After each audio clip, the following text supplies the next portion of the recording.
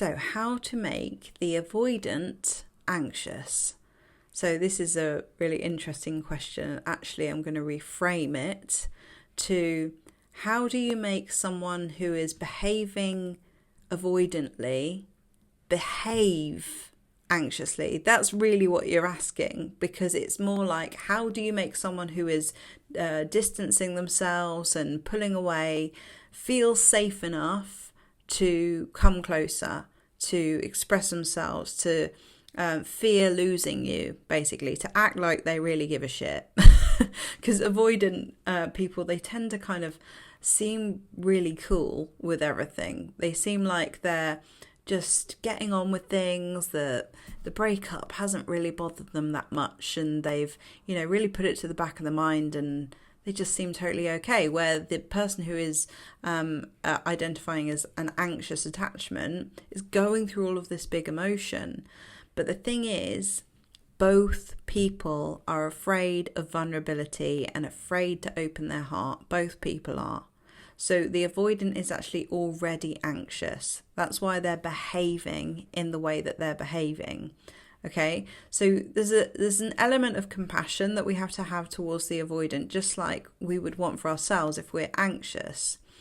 But in terms of like making them feel safe enough to come closer, it's allowing, giving space, not being in resistance to, and certainly not shaming them for their behavior, because that literally perpetuates the same wound over and over and over again. And remembering that their avoidant behavior isn't coming from a bad place. It's coming from a very, very self-protective place. It's coming from, when I was younger, it wasn't safe for me to express what I needed, express what I wanted. I was shut down. And so I learned coping strategies in order to protect me from being rejected or from opening my heart only to be dismissed. So they've learned this way of being. The problem is with people who are avoidant is that they often are really unwilling to look at how their behavior is impacting the people around them. And so they just run away and find distraction and things that can kind of push down their feelings. And until they're willing to look at how their behavior is affecting the people around them. But mostly they'll be inspired to do that when you just let them do their thing and their own behavior impacts them through their own life's consequences. Okay, because life has a way of doing that. Life has a way of bringing what's in the dark to the light. Okay, so you kind of have to trust life, but also, so if you want to make them feel safe enough to start to think about that, it's two things. It's not shaming them, so not kind of, you're going to feel like you might feel angry, you might feel hurt, you might feel like your boundaries are being crossed. And part of that is our own responsibility for having weak boundaries, which is something we can work on. But when we feel that anger, we're likely to project it onto them. And firstly, they don't feel it because they can't jump into your body. So you're actually just hurting yourself with your own anger. At the same time, your anger is justified because your body's trying to tell you someone's crossed my boundaries. But shaming them and blaming them and making them the villain in this isn't going to help anyone.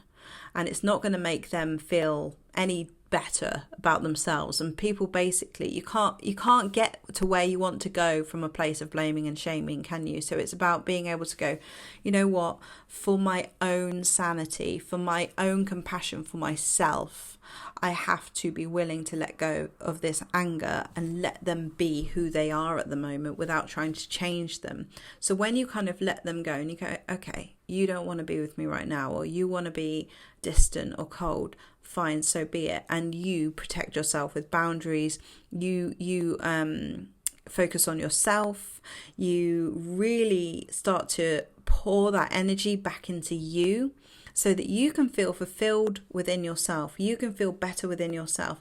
This starts to leave space between you and them and the avoidance and the anxiety, so that you can both breathe And then there is a space where it feels likely that you might reconnect again, or sometimes you do, sometimes you don't. But when there's been that distance and that space, and the person has experienced their own life's consequences, nothing to do with you trying to control it, right? So you can't reason with people who are absolutely in survival mode.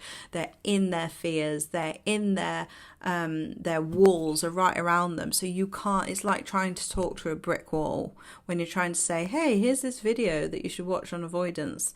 And they're like, oh, look, I'm not really into this kind of stuff. I'm not interested. Like, if they're saying no, just accept that they're not ready to do it right now. That's going to save you a lot of energy than trying to say, please watch this video. It's so important. I need you to see this about yourself. And I know it's really tempting because we want them to get the information because they will benefit from it too, not just you. But anytime you find yourself going into controlling energy, that's where you have to go, right, this is going to make them more anxious. It's going to make them more shut down. It's going to make me feel more depleted because you're giving, trying. And the interesting thing about anxiety and avoidance is, like I said, you're both afraid of opening your heart. You're both afraid of risking loving. And the avoidant does it very obviously, but the anxious person, you have to ask yourself, how have you found yourself with someone who is so unwilling to open their heart? You see, that's your own avoidance, your own fear showing. It's no coincidence that you've been matched with someone who is just as distant as they are being to you. Do you see what I mean? So it's like they do it overtly and you do it by proxy. You found a way to distance yourself by finding someone unconsciously who is unwilling to open their heart. So you're both the same. So this is where we find that people who are, you're drawn to people with the same level of woundedness as you.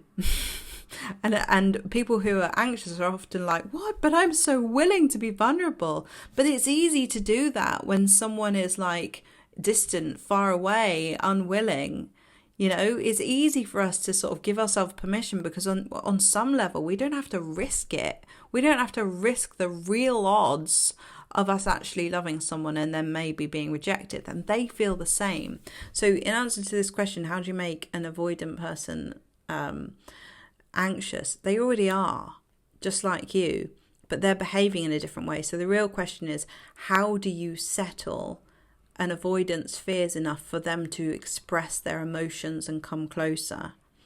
And that comes from you doing your own work on your own fear of abandonment, fear of rejection, because at the end of the day, we're all just trying to not be abandoned.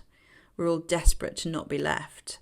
And that can lead to many, many different behaviours, controlling behaviours, avoidant behaviours, aggressive behaviours, all sorts of things. This is how toxic relationships start, the push and pull of it. So it's like so important that you become a grounded, safe place for yourself, because in doing that, when you know that you won't leave you, that you've got you, that you can have capacity for your emotions and therefore are less likely to be triggered by their coping mechanisms, at the same time as knowing your own boundaries.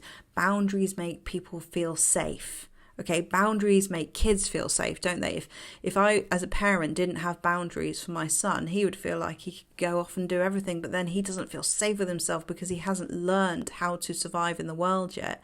And so boundaries make people, children, adults, everyone feel safe because they know their limits. Yeah, so you've got to be that safe place where you trust yourself to set the appropriate boundaries, to express your feelings, to not be like a leaf in the wind going along with their feelings and their emotions, because then you're going to get hurt. But when you know yourself, you're more likely to come across as stable, secure, understand yourself, and therefore have the capacity to understand where they're at. And that doesn't mean putting up with shit that doesn't benefit you. It doesn't mean having so much compassion that you abandon yourself. It means knowing yourself well enough to know that what they're doing is not personal, and that you know what you want, so you can express that in a clear way. So I hope you found this video useful. If you would like any more information about how to work with me, you can find out in the links below. I have got 4 packages left where you can get a bonus session for free this month. So if you'd like to grab one of those, you can find out more information If you email me, send me a message, and if not, then I'll see you in the next video. Bye.